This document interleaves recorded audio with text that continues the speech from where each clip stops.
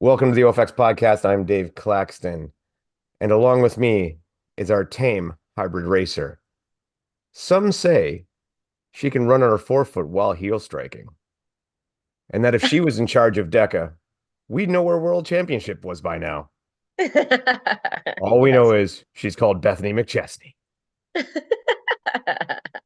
Completely stolen from Top Gear, but I had to do it. I was watching Top Gear when I went to bed last night. I'm Oh. like, gotta do something different. But so Hmm. anyway, all right. There's lots of stuff to get to, but we started talking and then went so Beth, you were going for what is the name? Do they have different workouts now? Quarterfinal workout number one?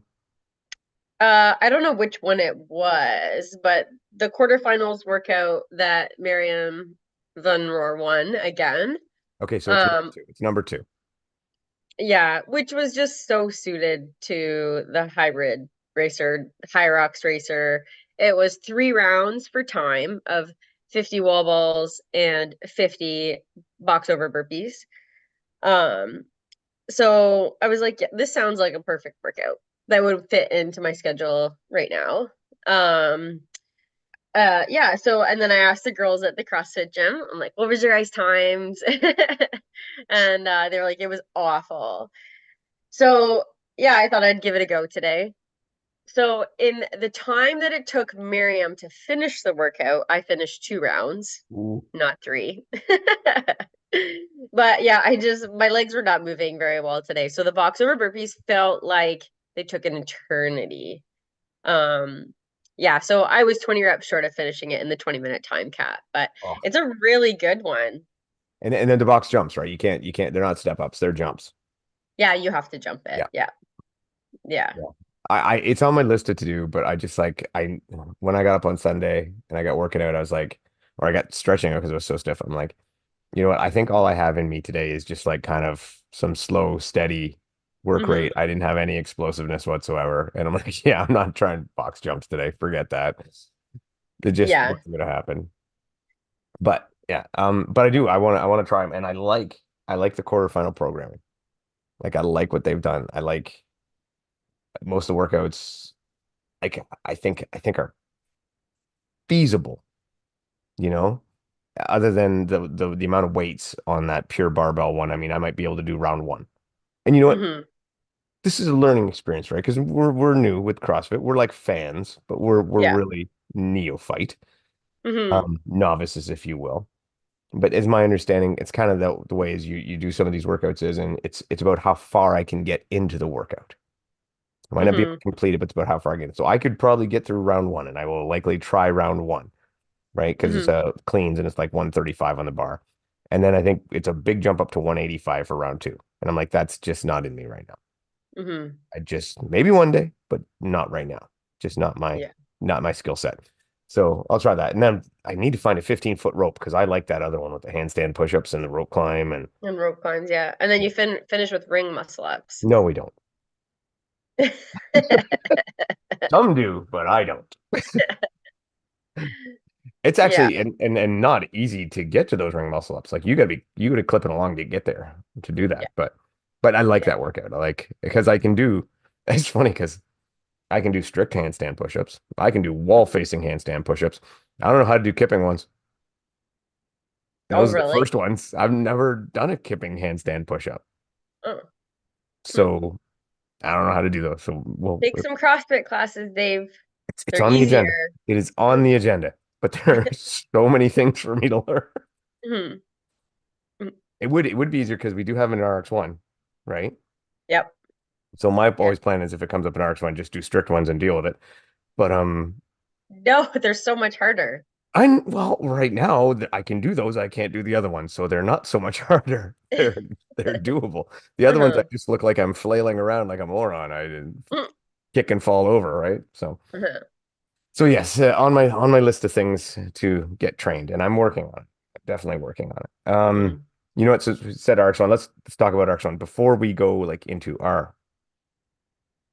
our own races and stuff like that.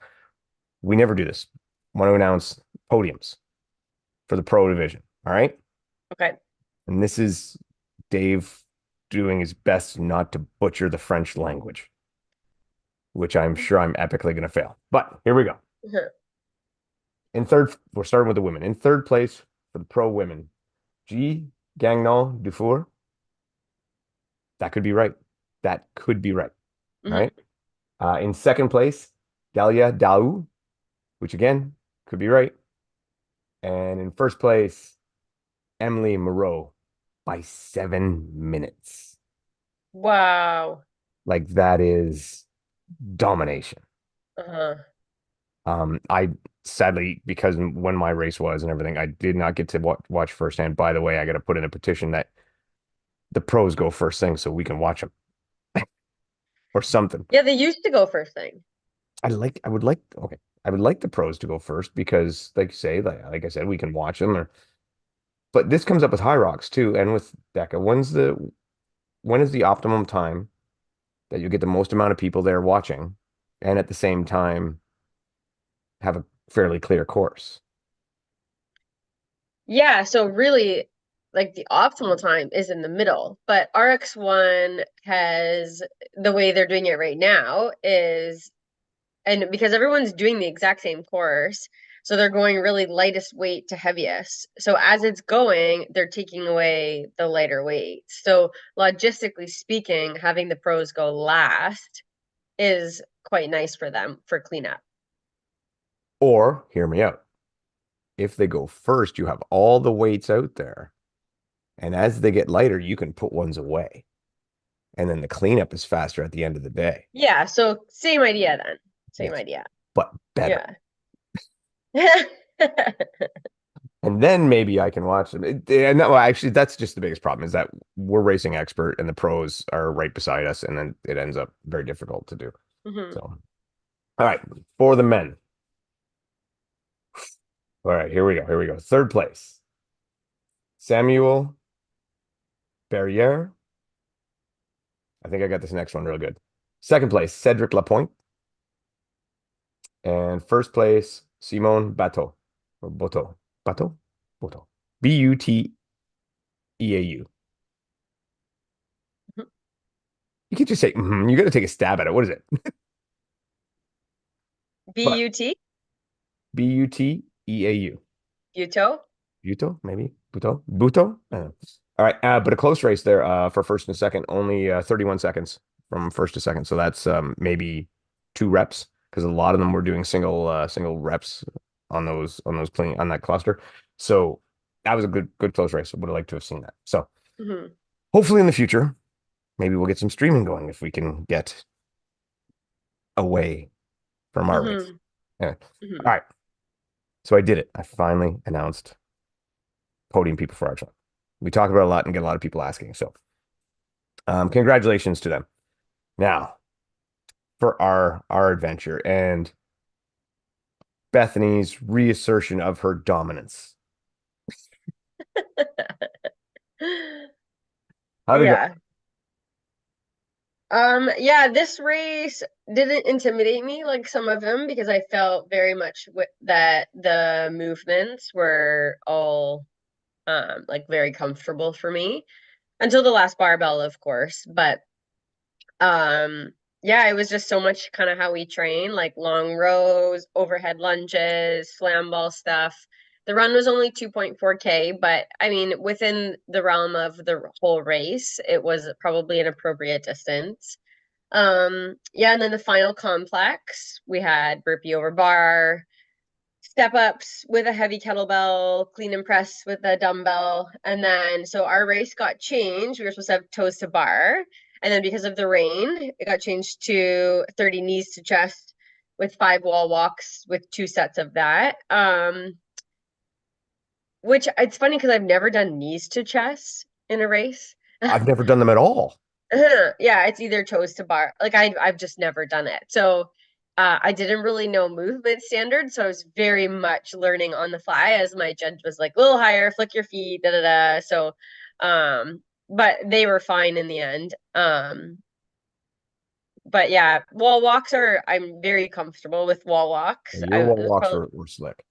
yeah, probably one of the few people that was maybe comfortable with them. But again, kind of having a bit of a tiny bit of a gymnastics background, I suppose that helps. Um, yeah. So for me, it really came down to the final barbell. And it was on the line of being quite heavy for me, but you also, considering the amount of shoulders in the final complex with burpees, clean and press, wall walks, hanging tucks, and then you grab a barbell with thrusters and squat cleans.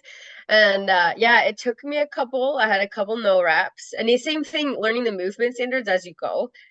So my first one was a no rep because of just a movement standard issue, and then I fell on my second one. But it's interesting. The shoe choice, it's different because you have flat fast running, and then you're trying to do like barbell complexes, which would be two very opposite shoes again, which makes that a little bit tricky. So I was wearing shoes with a propulsion plate, so they're rocking you forward, and when you're trying to do a heavy barbell and you're rocking forward onto your toes, it's really awkward. So I ended up overcompensating and leaning back, and I ended up falling with the bar on my second rep. But then, I kind of figured it out after that. But yeah, the barbell really took everything out of me at the end, and I had to break it into singles. I didn't have to take too long, but yeah, I definitely did them in singles. But kudos to my judge. He was so fantastic. He's We he's a veteran. That guy is a veteran. I've raced him. I've seen him mm, since 2017. That guy knows what he's doing. Yeah, he was so good and coaching me through it too. Like every step of my barbell stuff at the end. I know we talk a lot about how we feel like we do get no rep a lot, and but I really genuinely appreciate the strictness that they hold their movement standards to. Because and we talk a lot within the hybrid racing world how like the standards, keeping them high and being strict about them just really increases the integrity of the sport, because it's lost when you let things go, and we're not holding everybody to the same standard, and some people get no reps for something that someone else doesn't. And I find RX1 is so good about, like, they know rep people. And like sometimes there was even with one of my wall walks where like my thumbnail was not quite over the line, and he was like, "Oh, that's a no rep," and I walked right back, and then I did it again. And like in the moment in the race, you're like, "Oh my god, really?" But at the same time, I'm like, good, because where do you draw the line? Like, it's my thumbnail, but at the same time, it's not totally over the line. And so anyways, I really appreciate the level of their integrity with the judging. So if you're prepared to do an RX1, you have to be bang on with all of the moves, especially an expert. I know as the divisions get down a little bit with intermediate, and there's the other ones. Yeah, yeah, Otherwise, they're a for little bit sure. more lenient with some things. But I find with expert where we are, they're very strict about it. But I do genuinely really appreciate it. So your judge, like I said, I've raced him before. Nicholas Robillard. He actually won his intermediate wave as well. Would have been the intermediate Okay. 45 to 54. But like I say, that guy knows the game very well and he was a good judge. I was lucky as well. I had a great judge, Shalane, who often races against Riley in her division, and she was spot on. And I got no repped. Well, actually, at first I had Bethany as a judge for a little while, Yeah, as and a then they counter, kicked me out. as a counter. You were Well, there was funny. no judge, and it's genuinely hard to count to 40 when you're racing. Well, yeah, because they said to me, I ran up, the head judge was there. They were short judges, which, by the way, please volunteer to judge and help out. I actually got recruited at one time for a brief moment to jump in there as well. Um, head judge is like, okay, it's a very simple, right? It's burpees and then jump over the thing. Really, the only standard is chest to the ground and jump with 2 feet because we were an expert. And he's like, count loud. So we counted my first couple to make sure I was doing it right. Then he told me count loud. Then you said from the side, you want me to come count? And I'm like, yes, of course. So you come count. And this is the funny part I thought was, so then someone came back or he came back when you were counting and asked you, is this your husband? Which, by the way, I told you people do ask. I'm not that old. Anyway, so and you're like, no, he's like your boyfriend, and you're like, no, no, and it was kind of like one of these things where I don't know if you said this, but it occurred in my head. It's like you were thinking, look, if you don't want me to count, you count. Well, like, that's what I was thinking. Like, Yeah, I'm just trying to help here. right. So I was like, but then it occurred to me, well, he kept asking me all those questions, but what's the difference if I'm counting myself for trust as opposed to you counting me? Exactly. So anyway, I just thought that was Mhm. funny, but they had no other option at the time, right? There was no other. So Yeah. then Shaling came over, I think, when we got to the box step ups, Mhm. and this is where you let me down. Yeah. I don't know if you let me down or I let me down, but I grabbed the pro weight. Uh-huh. I just And didn't know because the kettlebells don't have numbers on them. They have colored tape, and I didn't know what colored tape you were. no, neither did I, right? And I kind of looked and I thought I saw Mhm. somebody else grab one of those color tape. I don't know. So I just grabbed a kettlebell. I should have clicked in that I grabbed the biggest one. And I just started Mhm. doing these lunges and I'm like, I had been making a little ground up because I'll be honest, I did not have a good run. Um, I just kind of held position and I was making ground up on the burpees. And then I got to the step ups and I'm like, these are really hard. Like, I'm one that takes a peek and I like to look around and see what other people are doing. And especially if I know I'm in the brace with somebody, I like to know what they're doing. And I find it actually helps me. It motivates me. And I look over and they're killing me. And I'm like, how are they making this look so easy? Why is this so hard? Like, I know I can do this weight. And I'm like, did that run really burn me out that bad? And like, I had no idea what was going on. And then I don't know who it was. I think it might have been Robbie. It might have been someone else from the crowd. When I got to 30 of 40, said, I Mhm. think you're using the pro weight. And sure enough, I was. So Mhm. picked up the one for the last 10 and I'm like, oh my God, that's so much easier. I think it was only like 10 pounds difference, but it felt way easier. It adds up. It Yeah. adds up. Yeah. So I went on from there. And at that point, again, like I said, at that point, Shelling had taken over and we went to the knees to chest and again, very, very high. Never having done them before, really, really being making us pick those knees. I would have preferred the toast bar. Toast bar would have been easier. Absolutely. And I got no rep on my first wall walk. Very similar to you, was just a thumb on the line. I didn't even see it. And I Mhm. got up and I thought I had it and I started coming down and I wasn't even all the way down. And she's like, no, no, no, no, no, no, no. And I'm like, oh, okay. And she's like, go back up. So I didn't even hit the ground and I went back up and got back across. So kind of got a Mhm. half a no rep Mhm. and then Mhm. went back down and then was fine after that. But yeah, like there was close. We were all joking, like the key to the wall walks were, curling in your fingertips to make sure they were off the line and stuff. So Yeah. it was Mhm. pretty good. And again, like you, I had the same deal with my first um cluster. When I went to pick it up and go into the, you clean it right into the thruster. I picked it up and I rocked back. And so I kind of stumbled backwards so I didn't drop right into the squat and hence no rep there. Had to set it back down and start from again. But after that, like you said, I felt like I had the balance figured out. I was like, okay, Mhm. I think key thing we both should have known better is practice in the shoes you're going to race in. Mhm. Well, I did a couple. I did a little bit at the gym, but it's just so different again. Like you're in race mode, you're super fatigued, you've been racing for 40 minutes. Um, and even just like I was really dizzy coming out of wall walks. So after my first set, when I went to look up to grab the bar again for my knees to chest, like I felt like the bar was swaying, and I kind of jumped and hoped I was grabbing the bar and I wasn't going to fall. So I felt a little bit off balance just doing coming off of the wall walks too. So I'm also blaming that. I felt pretty good on the walks because I was chasing somebody and I know that I got them and I knew I had a bit of a lead then going into the bar. Mhm. I was just like all I had to do was manage gap at that point. And if like I didn't find the weight on the bar heavy. I was quite comfortable with the weight, which made me feel good, which makes me think, okay, good, I'm progressing and things are working well for me. But I was like, okay, the person in front of me was way gone. There Mhm. was no hope. And the person behind me, I'm like, okay, I have an eye on it. I see where they're at. I probably got like a 3 or 4 rep lead. And just every time he picks up the bar, I pick up the bar and just go from there. And so that's what I did. So I didn't.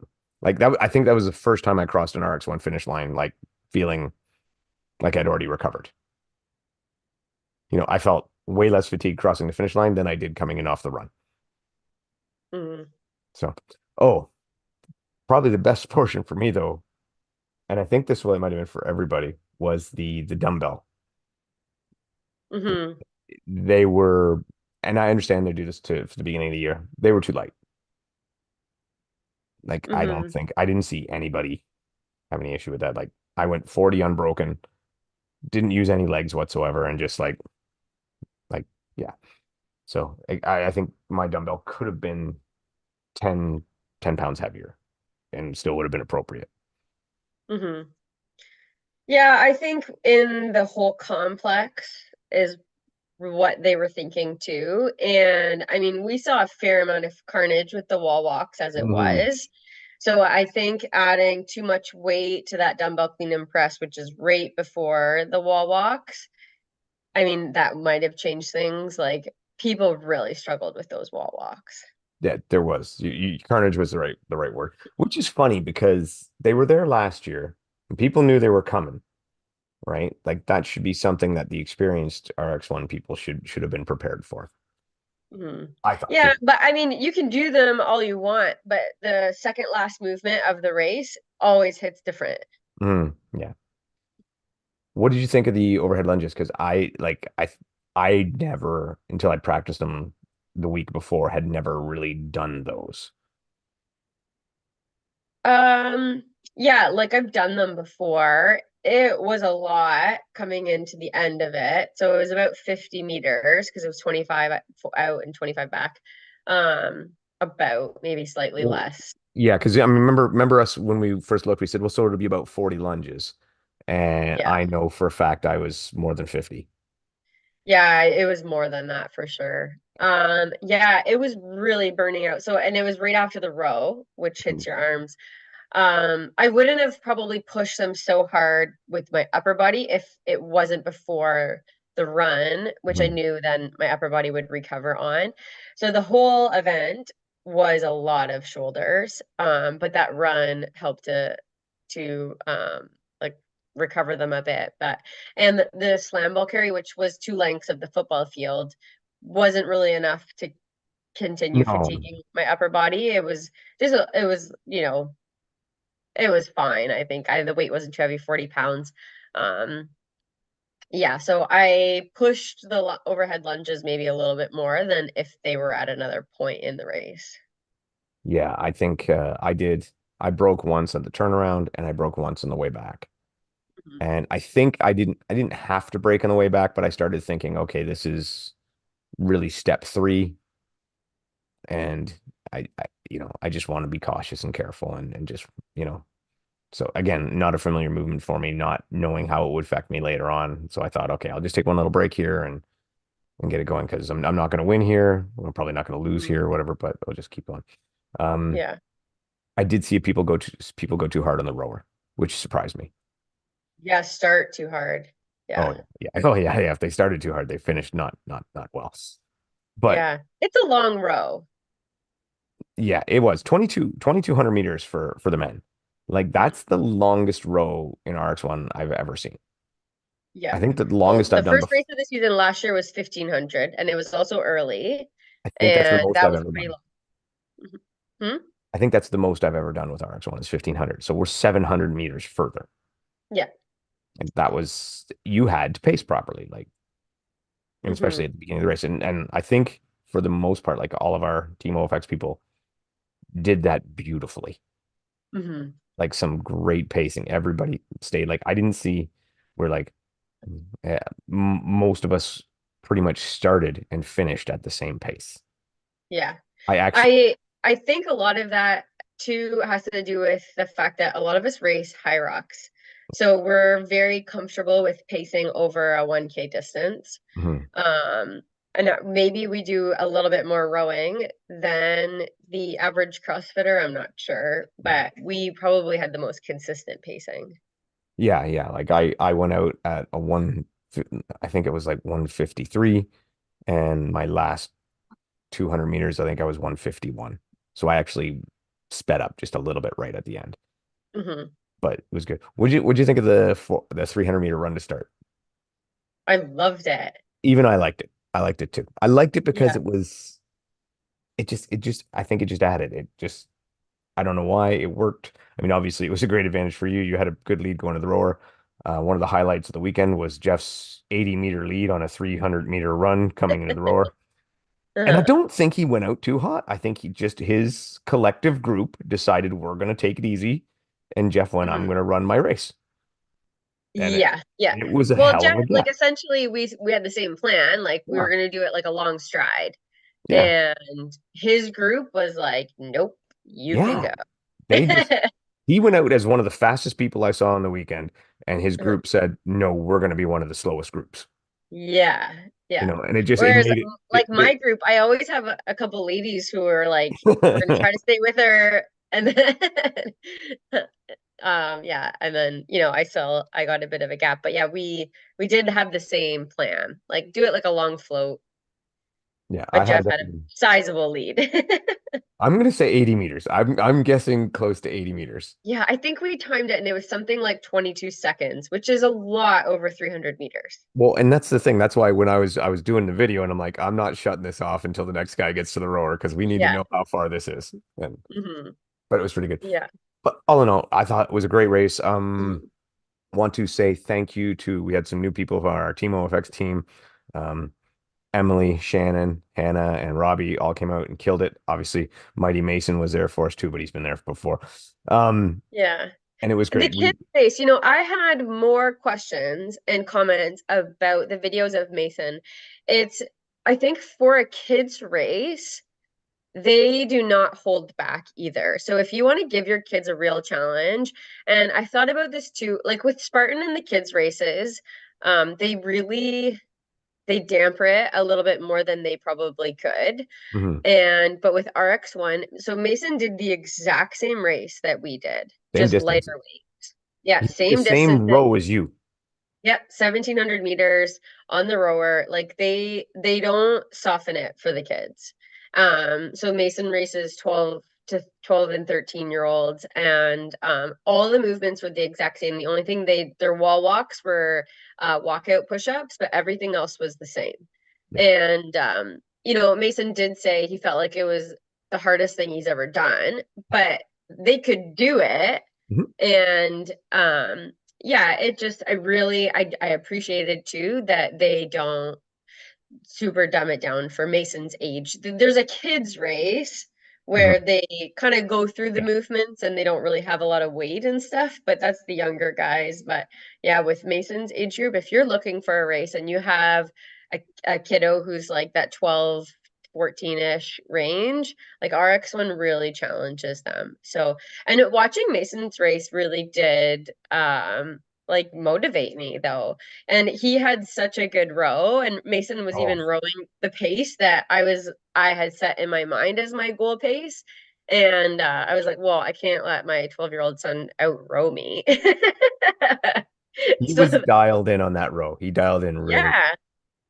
Yeah, he rode a solid 2:10 pace for 1700 meters, and I was really surprised. So yeah, I they do such a good job with the kids, and they don't treat them any differently. And they each have their own judge, and they have movement standards, and they'll no rep them if they need Yep. to. And they coach them through things if they're struggling, and they do a really awesome job with the kids races. He fought through that barbell.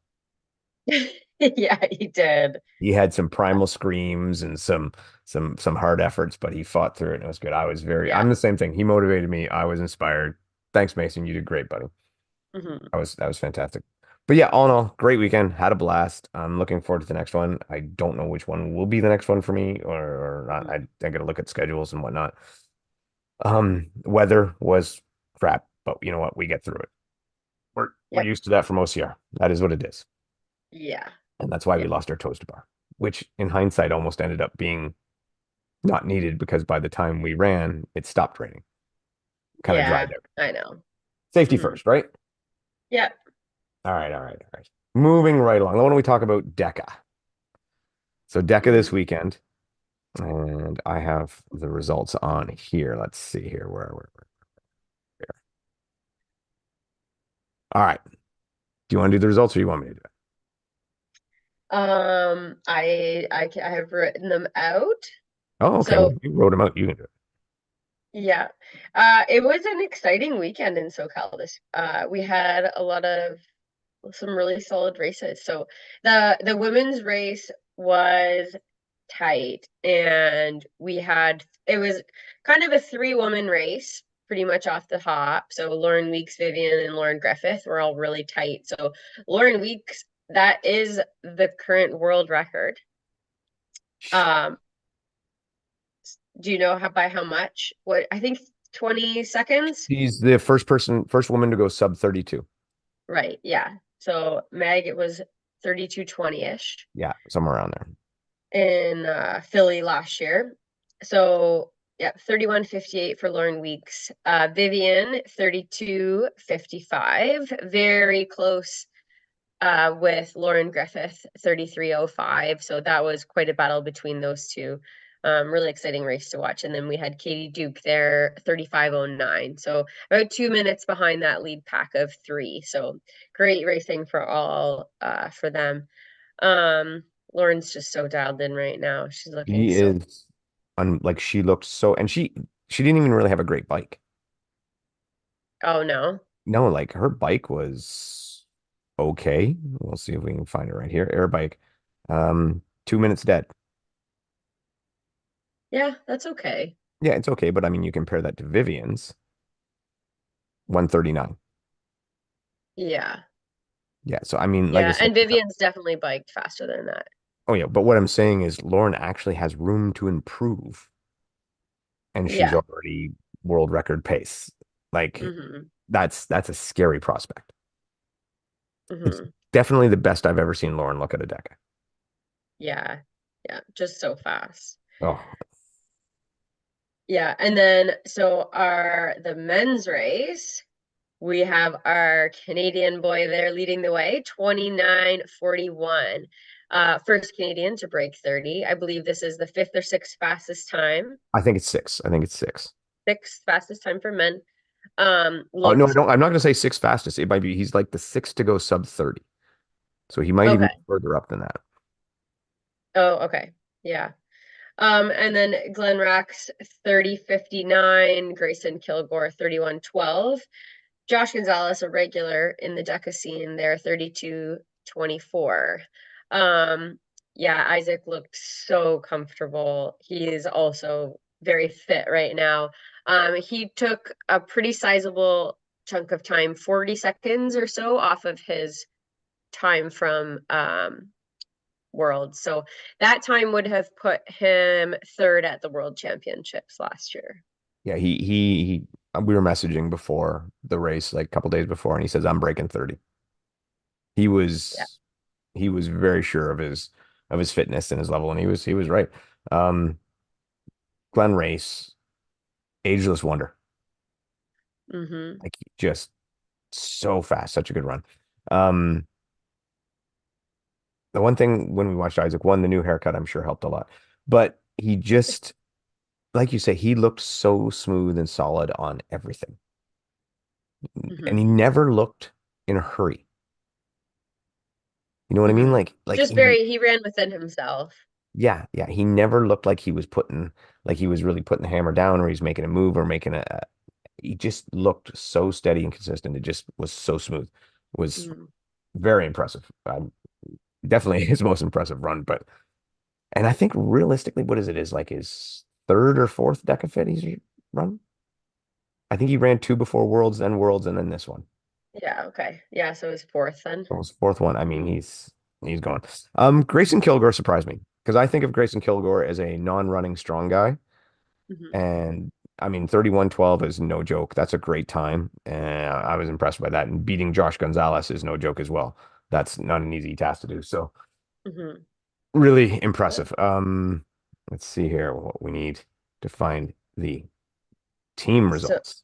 Oh, the sorry, go team ahead. race, when I heard the teams that were matching up for that co-ed relay, I was Hmm. super excited to see how this one would pan out.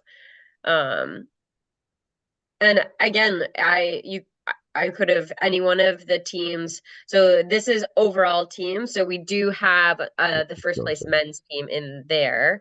Okay, well But let's yeah, so we'll do the men's team there for you first. okay. Yeah. So James Musker and Tyler Veerman won in 27-14. John Clark and Aaron Nolan, 28-02. And then Andre Leve and Aldo Soriano Vasquez in 28-51. So pretty good race. James Muscart, our transplanted Canadian, so official Canadian there, which was nice to see. Former Brit, now out in the colonies. And Tyler Veerman, really, this was Tyler Veerman's first DEKA experience. He raced in the individual and then raced again in the teams here, and definitely looked a little lost at times. Oh, yeah. Yeah, like not quite sure of the I don't want to say completely not sure of the rules, but maybe not just sure of like, okay, where do I go next? What do I do? What do I do? So he would definitely looked a little lost at times, which means I think they could have been faster. Definitely Hmm. if Tyler had not run earlier and if he was a little more familiar with how things went. John Clark and Aaron Nolan, I said this about Glenn Race, but again, two ages wonders. Aaron Nolan is in the 45 to 50 age group and is Awesome. just a beast, just unbelievable. And John Clark as well. Hmm. Um, third place guys, I don't really know them very well, or at all, but they look like they put in a solid race, and I Hmm. think they had. I wonder they had some good power on the bike. I thought, where is it? No, maybe not. No, 109. Well, 109. I apologize. Sorry, guys. I tried to give you some hype. All right, Okay. let's go to the female. So this one we didn't get to see a lot because they mixed it in together. Mm. But I'm sure that you are very aware that Haley Brogan and Alicia Keeker are a solid team. Yeah, so 30-42. So that is it's a minute off their time at Worlds, but I mean, when it's so different when you don't have um teams really pushing you. Yeah, so that they're getting their time in there to qualify for Worlds. They are a consistent, loyal team to each other. And Yeah, a taking damn the good win. team. Hmm. Yeah, they are. And then we have Jessica Cole and Brittany Schaeffler in second in 32-33. And then Ashley Parker and Daniela Pomalaza in 32-42. So Ashley Parker, that's a new partner for her. Daniela is a very good runner. So yeah, they're trying a new partnership there. So Well, that time and might probably is get them into Worlds too. I would think so. I would think so. And then you do have like a 2 minute gap between first and second. However, it is a shame we didn't get to see it too much because that looks like between second and third was a heck of a race. It was Hmm. a an 11 second gap. So we're talking just maybe, 3, 4 reps on the burpees. Yeah, So yeah. good rate. And now for the main event. And it always seems to me that the co-ed seems to be the main event of the relays. Hmm. I don't know. I just find it the most interesting. So here we go. Hmm. Yeah, so this was, and I mean, so Lauren Griffith and Kevin Gregory, who were a team also at Worlds 26:10, fastest relay time of the weekend. And then Katie Duke and Grayson Kilgore, 26:24. So again, that's a really close race there. And then Vivian Tafuto and Isaac Sanderson in 27:02. Um, and then our fourth place team was Lauren Weeks and her husband Anthony. So those four teams, and I don't remember their time. So 27:37. So they were about 30 seconds behind Vivian. Yeah, so four incredible teams there in the co-ed relay, but Lauren and Kevin just they took the lead and yeah, they would be a pretty tough team to beat. And I think that they just showed again why they are, the best. Hmm. That like they won last year. They're looking solid again this year. Hats off to Katie Duke and Grayson Kilgore again. They would not have been the ones that we would have picked to come second. But wow, they looked good. Uh-huh. They moved really. Katie was running very, very well. Yeah. Yeah.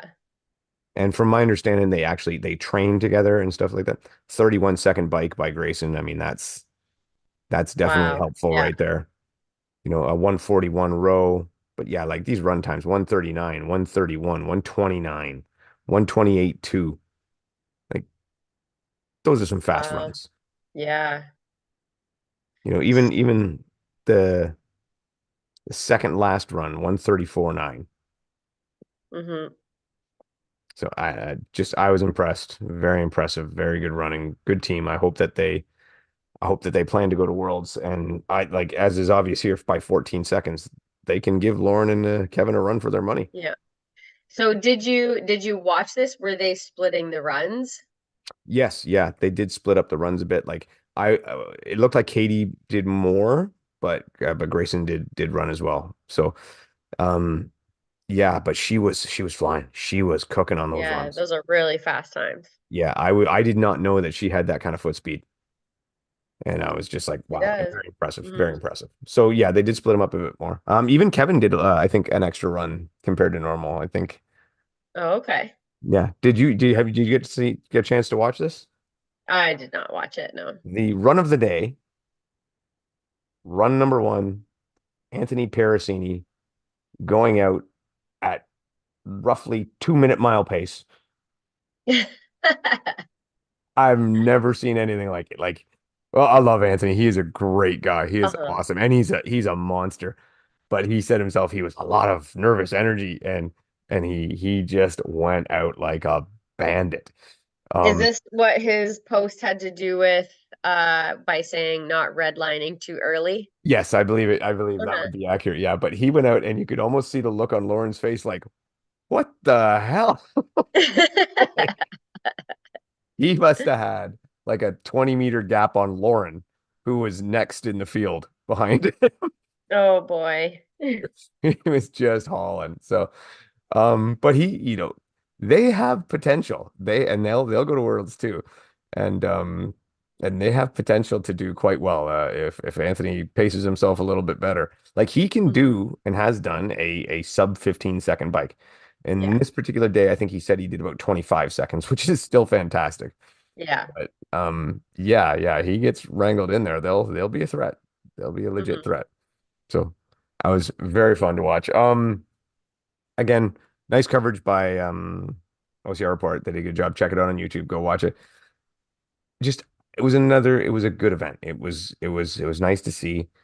And I did take a little jab at Deka earlier saying they haven't announced where Worlds is, but they're still doing good events. It was well done. And it Hmm. looked like a fun race. I'm I'm I'm feeling racy. Even though we just raced this weekend, I'm feeling very racy now, which is Hmm. probably too early in the season. Um, yeah, sorry, there we go. Yeah, so I mean, Deca doing what Deca does. Other things we have here as well, and actually, I guess I should share the screen for that one too. But we got Hyrox, and there was actually two Hmm. Hyrox this weekend. One in Berlin and one in Mexico City. And very, very contrasting scenarios with them. So we'll start with Berlin here. So Berlin, what we had, and this was the strangest Hyrox course yet. This was the one with Yeah. no rock zone, and it was really fucking fast. Uh-huh. Yeah, Like, it was so interesting because everything was kind of under a shelter and then the running was outside. So it was all open air, mhm. Yeah, which is such a big risk. But I guess they if like they. I think Hyrox likes to get these kind of, I don't want to say freak show, but these visually interesting venues. You yeah, know, well, it makes it part of the whole experience of yeah, it. Like the venue itself is a draw. And it makes it um like a bit of an attraction. yeah. But we'll discuss why that becomes a problem soon, though. All right, so we had Yannick, and I'm not even. What is that? Because Pala. Hmm. Yeah, yeah, maybe. Aaron Woodman and Robin Stink. Anyway, um, Thank you. thank you, Stanky. All right, for the men, that was roughly your podium. Those But are fast times. yeah, 56-27. And so to be perfectly honest, Yannick's previous open time was slower than that. Okay. So we're looking at like a very, very, very fast course. You had, what do we have? We had the top 10 went under 60. Wow. And none of these Mm. people were elite 15 people. So when you have all top 10 under 60 and they're not elite, it was just an insanely fast course. And I think where the problem lies here is now if we look under major qualifications for 24, 25, and we go down to the men now. So like, So all of them are in there now. yeah, they're all going to be like, so yeah, Yannick, he's sitting in ninth now and stuff like that. And it does affect things. So there's people who are like, oh, it doesn't matter, it doesn't matter, it doesn't matter. But yeah, it kind of does, right? Yeah. Like I think it very much matters. I think for a company, again, trying to standardize and seems to want times to be the deciding factor, it's super important that they have standardized. It just keeps going to show why it needs to be a different system, why these time qualifications do not work. Because it's not fair from these people to, let's go to the people in Mexico who had to run a slow course in thin at 9,000 feet of elevation. Hmm. Like they don't have a chance. It just doesn't work. But okay, before we go that, I guess we'll showcase the women. But, the 95% of people don't necessarily care about qualifying. No, no, I understand that. But Mhm. that's why I don't want them to stop these cool events. I just want them to make the Mhm. majors open for everybody. Right. Yes. Okay. Right? Yeah. Like I like the cool events. Even the stupid beach one in Miami was Yeah. interesting, but Mhm. there's some people can only make it to some races, and some of those people want to try to qualify. Yeah. So, they want to make their travel plans, especially it just makes sense to me. Anyway, all right, I tried the menu. You give these a shot. Um, Tanya Cruz from Portugal, 106.46. Selena Tank, 107.42. And Sabrina Rotic, 107.47. Yeah, you did that way better than I did. They weren't I that think bad. I had easier names. I think you did. But again, fairly quick times for these women. And not elite 15 women. Those aren't quite elite 15 times either, but again, very fast course for their Yeah. previous things. Um, the story definitely was the course. Was just and it was at an airport and visually was stunning and looked cool, but Yeah. just yeah, and hey, that would have been a cool major. Have a major doing that. That would have been interesting, except and then it would have rained and been horrible. Hmm. But if That we would can, have put some that probably broken some world record times there oh, I with think no so. rock zone. Yeah, like here's like if you had the big guns out there, what would the times have been like? We would have saw a sub 52. Yeah. Oh, Isaiah Vidal is there. Yeah, he came fourth. No, and again, just to show you kind of the slow, like Isaiah Vidal, I think in his first Hyrox ran like 62 or something like that, and he ran a Hmm. 112 here. However, I think Mm. I did want to see, and then what was disappointed because I do know that Isaiah Vidal in his first Hyrox as well went unbroken on wall balls. I don't think he did that again because I looked at this earlier, and his wall ball time I was expecting to see something huge, and it was 4:33. So Yeah. not not the excitement I thought I'd get out of it. Hmm. All right, so in third place, Eugenio Godinez Romero with a 112.02. Like I said, narrowly, oh, yeah, narrowly beating out Isaiah Vidal. In second place, is that guy's name Huge Hugo? Hugo, yeah. It's Hugh Hugo. That's a great name, man. That's awesome. And from Sweden, going to Mexico, which that's, I bet he was the only Swede there. With a 108.20 and Aldo Lozano Marquez with a 107.05. So definitely. a little bit of difference in times there, and I don't think it was that the athletes were that different. Hmm. I just think that like that is how fast a course that Berlin course was, and how slow, of course, Mexico City was. Because Yeah. I mean, I've never run at altitude, but I think Oh, Mexico City is 9 to 10,000 feet altitude. oh, you feel it. Yeah, like that would be terrible. And it Hmm. wasn't near the same kind of cool layout either, so Hmm. is what it is. But a couple of big Hyrox races, everything's just getting pumped up for Worlds now, and I guess well, our next one's Anaheim. When Anaheim's in a few weeks, I think. What Maybe. was the women's Oh, results there right, in sorry, Mexico women's City? results there. Mhm. Nearly got myself in trouble there.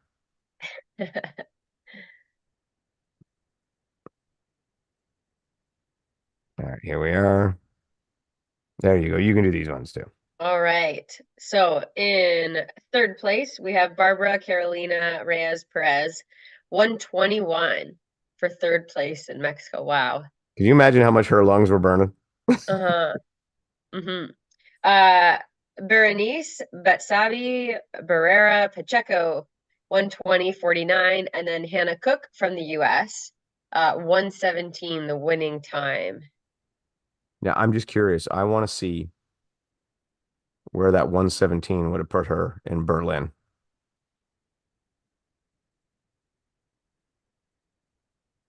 We got our women here in Berlin. 117 would have put her in Oh, wow, not even top 25. roughly 30th. She might have cracked the top 30. Wow, what a different race. Yeah, yeah, yeah. So please, High Rocks, make the majors open. Like qualifying from the majors to the worlds is pretty good now. I have one little gripe about it. I think it should roll down to six, or it should roll down to whoever the next three are. Hmm. But other than that, it's really quite good. But make it this qualification system for the majors is a joke. It's no good. Hmm. So yeah. Well, so there, like I said, they I don't know. It still bothers me. It just highlights that it needs to change. I don't have confidence that it will. And I do think that these times for Berlin could end up screwing somebody out of a spot in the majors for 2025. And that would just kind of suck. By the way, Yeah. I have to say something. So I was listening to the RMR podcast. So uh, Rich, Meg, and Ryan Kent, and they talked about some people having issue with Ryan Kent running in the LCQ. And I think I had said that I had issue with it. And here's the thing. I want to say that I have no issue with Ryan Kent in any way. I think he's an awesome athlete. I think he's an awesome person. And I mean, I can think of a couple times where he made me feel very, very good about the part I play in hybrid sports. So what he did was completely within the rules. What I do have issue with is the rules. I don't think that anyone who had already qualified should have been able to run the LCQ. That's debatable, but that's my stance on it. I don't think that race was for them. I think it was for the others who have not. And even though he ran in like heat 3 or 4, whatever it is, theoretically he still could have affected the race because you don't know because it is wide open. You don't know that somebody from that heat could not have, you know, jumped up and won. It is possible, not likely, but it is possible. And he's affecting those people's heats. So I just thought, in my mind, that race is for the people who have not qualified yet. And I don't think they should have been allowed to run it. But Ryan was allowed, and in fact, was invited to run in it. So I don't have any fault with what he did. He did everything within the rules, and everything he did was on board. So I just want to make sure that he knows and that everybody else knows when I've talked about it that I find no fault with Ryan Kent. I find fault with the rules. Hmm. And I think you're on the other side. I don't think you cared if they ran it. Yeah, I mean, he ran in a later heat, Yeah. so he wasn't really directly affecting the primary race that was happening for the last chance qualification spot. Um, yeah, I mean, I didn't see an issue with it. Again, he wasn't breaking any rules. He No. wasn't affecting the primary race. So he was flown out there to be a presence there. and support the race and be a part of it, and while you're there, get a good workout in and run through the race again. So Yeah. I would have done the same thing. And like I said, that's where I believe it's debatable and everybody can have their opinion, and that's cool. But what is not debatable is that Ryan Kent did not break a rule. He didn't do anything untoward. He didn't do anything wrong. I just disagree with the rules that allow it to happen. Hmm. That's my stance. Same with I feel the same way about Ronkovich and what he did there. I don't he did nothing wrong. He followed the rules. I just again don't like the way that it is set up. You mean running in the open? Yes, running a knee. Yes. And yeah, I just feel if you're an elite 15, you shouldn't be able to run in the open because the open is in Hyrox's own setup, a entry level race. And as such, it's not really meant for the people in Elite 15. And we made the comparison to um, Matt Frazier competing in the scaled CrossFit division. Yes, there's no rule that says he can't, but it's not meant for him.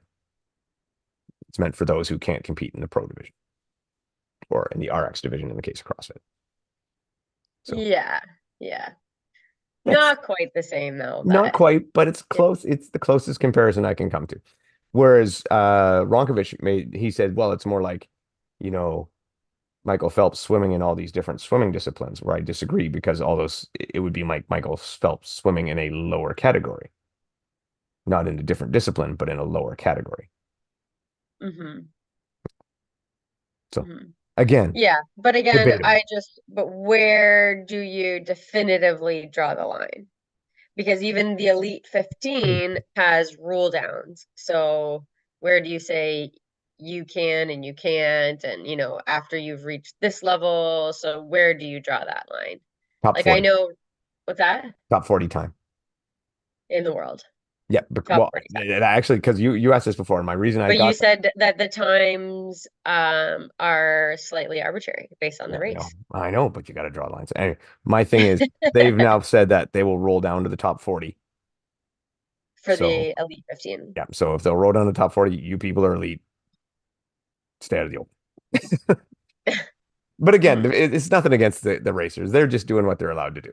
They're doing what's permitted by the rules. They're doing what Hmm. they're allowed to do. So it's nothing against them. I just would like that rule to be changed. Hmm. Or for Hyrox to treat the Open as a different race, put up some prize money, and make it just as legit as the pro weights, and then I'm fine with it too. Then everybody's in.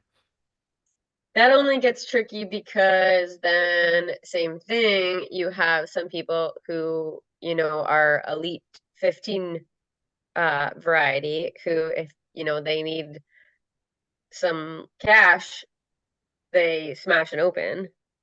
Yeah, well, if the Open's a different race, like the way Ronkovich describes it, then that's okay. Yeah.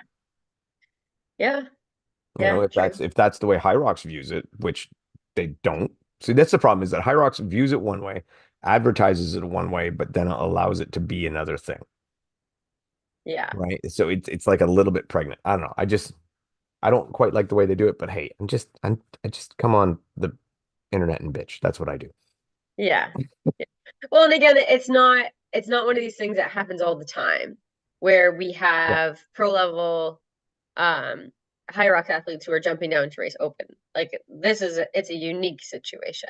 Yeah, and it's not the same as like and we'll point out when like Killian raced an elite wave, didn't get a podium, then ran the age group wave. That's different because that's like an out and out choice to race in age group after you've run elite. Uh-huh. That's I maintain that that should not be allowed, and that was not cool. And it's not that Mhm. Killian's a horrible person. It's just that was a dick move. Yeah. Everybody does it from time to time. That was a dick move. Hmm. I still don't say what Ronkovich did was not a dick move, but I just don't like it. Um, did we talk about the Deanna Blag thing? We did not. Okay, I have to. 'Cause it really bothered me. All Okay. right, so a couple of weeks back, Deka had their first ever Deka Strong in Australia, which is super cool, and it looked really, really good. Like Mhm. they had a cool layout, they had multiple lanes, they had like good visuals. It looked really cool, and for all intents and all intents and purposes looked like a great event. Deka Australia and DEKAFIT and as a tandem put out a post stating Deanna Blagg setting world record, which of course piqued my interest. I'm like, oh my God, awesome. Deanna Blagg, WTM legend. Like Deanna Blagg, I'm not sure of her exact age, but over 55. Like, yeah, this is amazing. So as I looked into the results, well, I mean, her time was 15:50, which clearly is not a world record. Not even close. And so we kind of like, so I'm like, okay, great. And this is not Deanna that posted it. So again, not slagging Deanna because she didn't do this, Hmm. but clearly not a world record. Um, and making her look like she's kind of having a podium, like she's claiming I set this record or whatever. And it really bothered me that Becca did that. And then I looked and it's not a world record, even in age group. Like it's just not. It's close, like 1 second off, but it's not. And I think they missed that. What it is it's the fastest time in her age group this year in this season, which is great. It's awesome, but it's not a world record. And they just left it, and it really bothers me. And then so I try to turn it so is it a national record? And it's not because she didn't win the event. Is it a national age group record? Yes, it is. But as far as I can tell, she's the only one in her age group who's running this strong so far. So I'm Uh-huh. just like, oh, it just hurt. It's one of those pet peeves. It bothers me. I don't like when people kind of claim false glory. Deanna did not claim false glory. She had it thrust upon her. And I just Hmm. wish they had either done a little more research before they go claiming a world record, because it disrespects the woman who did set that age Yeah. group record. And if they did make a mistake, just say, hey, we made a mistake. Deanna Blagg ran the fastest time in her age this year, WTM legend. Great. That would have been awesome. It would have been a fantastic post, but instead it sticks in my craw. Just Hmm. so I had to say something. I don't know. I Yeah. feel, you know, like Well, am I and we've talked about this too with DECA not verifying global leaderboard stuff that just ends up on there. And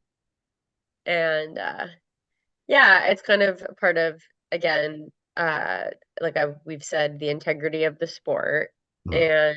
And, world records seem to happen quite often and not a lot of verification process in them just ending up on leaderboards or yeah, so it's kind of interesting the way that's all handled. What would you think if they made the rule where all the records, like Deca records, you had to be, if you wanted to count as a Deca record, it either had to be done at a like a full Deca Fit event style thing, or at a, let's just call it certified course where, Well, I think it should be. yeah, where like, you know, there's a video of the wheeling of the course, there's a video of the machines, there's a video of the weights, everything. Just one video that the person who sets the course up does in the beginning, so that if someone sets a record or a time that's controversial or whatever the case may be, there's a video to back up that it was a good course. Yeah, it 100% should be. Yeah, I Yeah. think so. Because we have so many of these gym events, Strongs and Miles, and it's not even like people do things intentionally, but a couple feet here on farmers carries or sled push, or with the mile run loops, and records are broken within seconds, and Mhm. in order to like maintain that the sport, like the legitimacy of these records, um then it absolutely needs to be certified. And we talked about this too, with even having an outside party come in and almost having like a couple people sign off on it who's not the event organizer, Mhm. um someone else at the event, a reputable source, or a video that proves that the course is a verified distance, and never under, slightly over is fine, and then verifying the weights that are used. 100%, I think it should be. And the machines.